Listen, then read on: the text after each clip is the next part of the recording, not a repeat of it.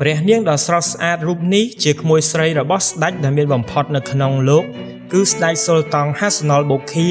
នៃប្រទេសប្រ៊ុយណេព្រះអង្គម្ចាស់អាប់ឌុលម៉ាធីនគឺជាបងប្អូនជីដូនមួយរបស់ព្រះនាងហើយភរិយារបស់ព្រះអង្គអានីហ្សាគឺជាមិត្តភក្តិល្អបំផុតរបស់ព្រះនាងស្លៀកសម្លៀកបំពាក់ដែលសេកស៊ីយ៉ាងខ្លាំងហើយក៏មានស្នាមសាក់ជាច្រើនទោះបីជារស់នៅក្នុងប្រទេសមូស្លីមក៏ដោយព្រះនាងអាចត្រូវបានផាកពិន័យឬដាក់ពន្ធនាគារសម្រាប់រឿងនេះប៉ុន្តែហេតុអ្វីបានជាស្ដេចសុលតង់ហាសាណុលបូឃា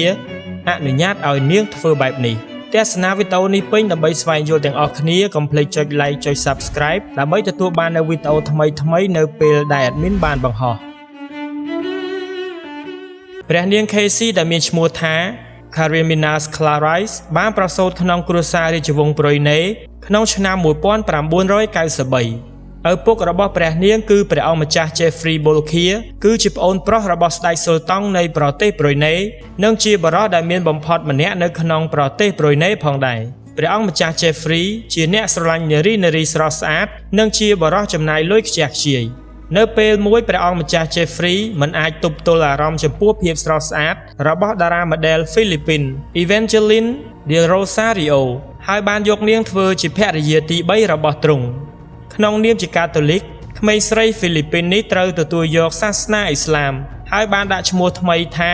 Fatima Binti Abdullah ក្នុងអំឡុងពេលរៀបការពួកគេមានកូន4នាក់កូនប្រុសម្នាក់និងកូនស្រី3នាក់រួមទាំងព្រះនាង Casey ផងដែរក្មេងៗទាំងអស់បានរស់នៅជាមួយម្ដាយរបស់ពួកគេនៅក្នុងវិមានដ៏ធំមួយហើយត្រូវបានហ៊ុមព័ទ្ធដោយភាពប្រណិតមិនគួរឲ្យជឿអ្វីដែលគួរឲ្យខ្វះនោះគឺការយកចិត្តទុកដាក់ពីឪពុករបស់ពួកគេដែលកំពុងធ្វើដំណើរនិងរវល់ក្នុងជីវិតឥតឈប់ឈរហើយបានទៅលេងពួកគេម្ដងម្កាលសរុបមកព្រះអង្គម្ចាស់ Jeffrey មានកូន19នាក់និងប្រពន្ធចំនួន6នាក់ព្រះអង្គម្ចាស់ Jeffrey Bolkiah គឺជារដ្ឋមន្ត្រីហិរញ្ញវត្ថុរបស់ប្រទេសប្រ៊ុយណេនៅពេលនោះគាត់បានទិញផ្ទះនៅទូទាំងពិភពលោកមានរថយន្តទំនើបជាង 2000 គ្រឿងហើយក៏មានយន្តហោះនិងទូកដ៏ប្រណិតផងដែរដូច្នេះក្រោយការលែងលះប្រពន្ធជនជាតិហ្វីលីពីនទី3របស់គាត់ទោះបីជាត្រូវបានដកតំណែងពីរាជវង្សក្តីក៏មានផ្ទះនៅបរទេសនិងប្រាក់ដ៏ច្រើនសន្ធឹកសន្ធាប់ដើម្បីចិញ្ចឹមកូនរាជវង្សផងដែរព្រះនាងតូច Casey ដែលនៅក្មេងបានដើរនិងមើលជុំវិញព្រះបរមរាជវាំងហើយបានឃើញបណ្ដុំនៃផ្ទាំងគំនូរដ៏កម្ររបស់ Picasso និង Salvador Dali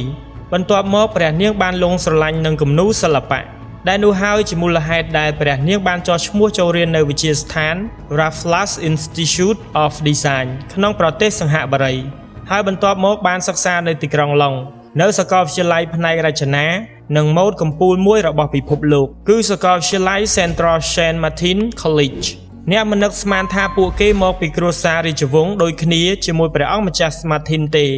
ខណៈពេលដែលម្ចាស់ស្ត្រី Casey បានសិក្សានៅបរទេសប្រទេសប្រ៊ុយណេត្រូវបានញោមញីដោយរឿងអាស្រូវដ៏ល្បីដែលពាក់ព័ន្ធនឹងព្រះបិតារបស់ព្រះនាងគឺព្រះអង្គម្ចាស់ Jeffrey ការនិរទេសខ្លួនចេញពីប្រទេសបណ្ដឹងនិងការទាមទារប្រាក់រាប់ពាន់លានដុល្លារពីបងប្រុសរបស់គាត់គឺស្ដេចសុលតង់ហាសាណុលបូឃា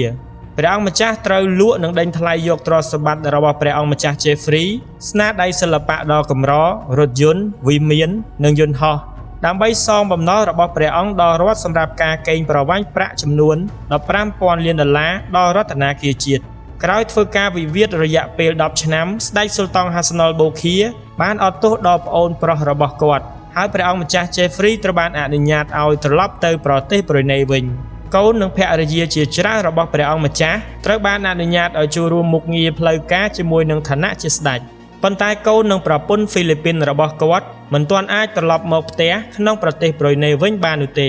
រួមគ្នាជាមួយម្ដាយពួកគេបានតាំងលំនៅនៅរដ្ឋធានីម៉ានីលនៃប្រទេសហ្វីលីពីនប៉ុន្តែរាល់2ខែម្ដងពួកគេធ្វើដំណើរទៅប្រទេសប្រ៊ុយណេដើម្បីចំណាយពេលជាមួយឪពុកនិងបងប្អូនជីដូនមួយរបស់ពួកគេព្រះនាង Casey ត្រូវបានគេឃើញជាញឹកញាប់ជាមួយមិត្តភក្តិជិតស្និទ្ធរបស់នាងគឺព្រះនាងម្ចាស់អានីហ្សាដែលជាភរិយារបស់បងប្អូនជីដូនមួយព្រះអង្គម្ចាស់អាប់ឌុលម៉ាទីនពួកគេរួមគ្នាចូលរួមកម្មវិធីបង្ហាញម៉ូដនៅទីក្រុងប៉ារីសនិងព្រឹត្តិការណ៍សង្គមផ្សេងៗក្នុងប្រទេសប្រ៊ុយណេពួកគេត្រូវបានគេឃើញជាញឹកញាប់នៅក្នុងការប្រកួតប៉ូឡូជាពិសេសនៅពេលដែលឪពុករបស់ Casey និងប្តីរបស់ព្រះនាងអានីហ្សាលេងព្រះនាង Casey គឺជាតារាម៉ូដែលហ្វីលីពីនដ៏ល្បីដែលពោពេញទៅដោយទេពកោសល្យព្រះនាងបានដាក់តាំងបង្ហាញមុខរបស់ខ្លួនលើគ្រឿងសម្អាងម៉ាក J-Cat Beauty ដែលមានមូលដ្ឋាននៅទីក្រុងឡុងព្រះនាងបានណាត់ជួបជាមួយតារាសម្ដែងនិងតារា model ហ្វីលីពីនល្បីៗដូចជា Matteo Gadicelli និង Jack Ejercito សប្តាហ៍ថ្ងៃព្រះនាងមានអ្នកតាមដានចំនួន 170K នៅលើ Instagram របស់ព្រះនាងចូលចិត្តបង្ហោះរូបថតដ៏ស្រស់ស្អាតរបស់ខ្លួននិងរបៀបរស់នៅដ៏ស្រស់បំព្រងព្រះនាងចូលចិត្តទិញទំនិញសម្រាប់ម៉ាកយីហោដ៏ល្បីដូចជា Versace, Chanel, Balenciaga, Dior និងម៉ាកផ្សេងៗល្បីៗជាច្រើនទៀតព្រះនាង Casey មិនខ្លាចក្នុងការបង្ហាញស្នាមសាក់ការជួបបារីនិងស្រាក៏ដូចជាបង្ហាញសម្លៀកបំពាក់ដែល sexy និងមិនសូវបានបិទបាំងផ្នែកឯកជនភាពរបស់ព្រះនាងហើយរឿងនេះទាក់ទាញការចាប់អារម្មណ៍ពីសាធារណជនពីព្រោះអ្វីៗទាំងអស់នេះផ្ទុយនឹងរូបភាពនៃរាជវង្សយ៉ាងណាមិញព្រះនាងគឺជាបុត្រីរបស់ព្រះអង្គម្ចាស់ Jeffrey ដែលជាប្អូនប្រុសរបស់ស្ដេចនៃប្រទេសប្រ៊ុយណេហើយក៏ជាប្រទេសមូស្លីមដែលមានច្បាប់ Sharia និងការស្លៀកសម្លៀកបំពាក់ដ៏តឹងរ៉ឹងប៉ុន្តែហេតុអ្វីបានជាស្ដេចសុលតុងនៃប្រទេសប្រ៊ុយណេអនុញ្ញាតឲ្យព្រះនាងមានអាកប្បកិរិយាបែបនេះការពិតគឺថាស្ដេចសុលតុង Hassanal Bolkiah គឺជាស្ដេចដាច់ខាតហើយអំណាចរបស់ទ្រង់មិនត្រូវបានកំណត់នោះឡើយគាត់បានសរសេររដ្ឋធម្មនុញ្ញឡើងវិញហើយបានប្រកាសថាខ្លួនជាមនុស្សយុត្តិធម៌នេះមានន័យថាគាត់តែងតែធ្វើការសម្រេចចិត្តត្រឹមត្រូវហើយគាត់និងសមាជិកគ្រួសាររបស់ខ្លួនមិនអាចត្រូវបានគេរិះគន់បានទេបើមិនដូច្នោះទេអ្នកដែលរិះគន់ទាំងនោះអាចនឹងត្រូវជាប់គុកនៅប្រទេសប្រ៊ុយណេព្រះនាង Casey លេចមុខនៅក្នុងព្រឹត្តិការណ៍រាជវង្សក្នុងសម្លៀកបំពាក់អ្នករចនាម៉ូដទាន់សម័យប៉ុន្តែក្នុងរចនាបថមិនច្បាស់លាស់គ្របដណ្ដប់លើដងខ្លួននិងស្នាមសាក់របស់ព្រះនាងដូច្នេះគ្មាននរណាម្នាក់ហ៊ានវិនិច្ឆ័យលើព្រះនាងឡើយក៏ដោយសារតែគ្មាននរណាម្នាក់ចង់ជាប់គុកនោះទេអ្នកនិយមលេងអ៊ីនធឺណិតមានការខឹងសម្បារយ៉ាងខ្លាំងដែលរឿងបែបនេះអាចកើតឡើងនៅក្នុងប្រទេសប្រ៊ុយណេដែលជាប្រទេសមូស្លីមដែលមានច្បាប់ Sharia ត្រូវបានគោរពយ៉ាងពិសិដ្ឋអ្នកប្រើបណ្ដាញសង្គម X បានចែករំលែករូបថតរបស់គោរាជវង្សប្រ៊ុយណេនិងរបៀបរស់នៅរបស់ពួកគេការបង្ហោះនេះទទួលបានអ្នកចូលមើលច្រើនជាង15លាននាក់ហើយបានជំរុញឲ្យមានការពិភាក្សាយ៉ាងក្តៅគគុកអំពីស្ថានភាពសាសនារបស់កូនរបស់ព្រះអង្គម្ចាស់ Jeffrey Bolkiah អ្នកអត្ថាធិប្បាយម្នាក់បានសរសេរថាខ្ញុំគិតថាប្រ៊ុយណេគឺជាប្រទេសកាន់សាសនាអ៊ីស្លាមខ្ញុំចង់ដឹងថាតើប្រជាជនប្រ៊ុយណេអាចទទួលយកច្បាប់ Sharia ដែលដាក់លើពួកគេដោយរបៀបណាអ្នកផ្សេងទៀតបានការពារកូនចៅរាជវង្សដោយនិយាយថាពួកគេដឹកនាំរបៀបរស់នៅបែបទំនើបហើយជាទូទៅមិនរស់នៅក្នុងប្រទេសប្រ៊ុយណេទេប្អូនស្រីរបស់ម្ចាស់ស្ត្រី Casey នាង Samantha គឺជាតារាសម្ដែងនិងជាតារាហ្វីលីពីនដ៏ពេញនិយមម្នាក់នាងចូលចិត្តការសាក់ហើយទទួលស្គាល់ថាវាបានคล้ายទៅជាអ្វីមួយដែលនាងស្រឡាញ់និងចូលចិត្តប្អូនប្រុសរបស់ម្ចាស់ស្ត្រី Casey គឺព្រះអង្គម្ចាស់ Buddy ត្រូវបានគេស្គាល់ថាជាអ្នកចម្រៀងនាំមុខគេនៃក្រុមតន្ត្រីរ៉ុករាងកាយទាំងមូលរបស់គាត់ត្រូវបានគ្របដណ្ដប់ដោយស្នាមសាក់តែយើងមិនប្រកាសថានៅថ្ងៃណាមួយពួកគាត់ទាំងអស់គ្នានឹងលុបស្នាមសាក់ចេញ